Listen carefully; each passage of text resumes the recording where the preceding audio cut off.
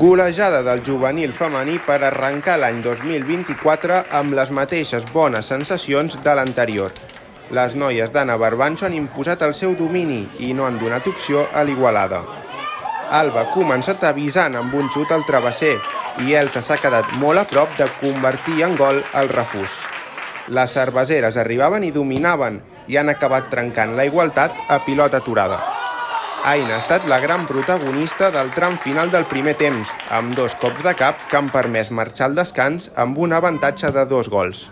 Tots 2 a centrada d'Ainara per desencallar un duel que a la represa ja ha fet baixada.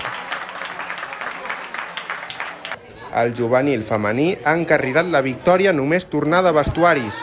Ingrid ha filtrat per Isona, que s'ha topat amb el travesser, i Elsa ha estat més viva que la defensa per posar el cap i enviar l'esfèrica al fons de la xarxa. L'equip no ha perdut l'ambició i en una centrada de Lídia, Serna s'ha tornat a quedar sola per ampliar el marcador. Bolcades en atac, les de l'Estrella s'han vist sorpreses en una de les poques aproximacions visitants, però la rematada final de l'Igualada ha marxat per sobre el travesser.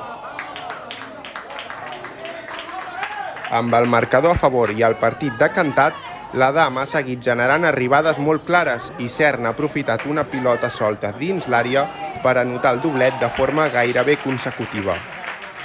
Isona, que debutava després de superar una lesió, s'ha quedat molt a prop del gol en aquesta acció, però la seva rematada ha marxat fregant el pal. La davantera ha acabat trobant la recompensa de cap a la sortida d'un córner a l'afegit, que ha tancat el marcador. Les vermelles no s'aturen i volen continuar allargant el gran estat de forma.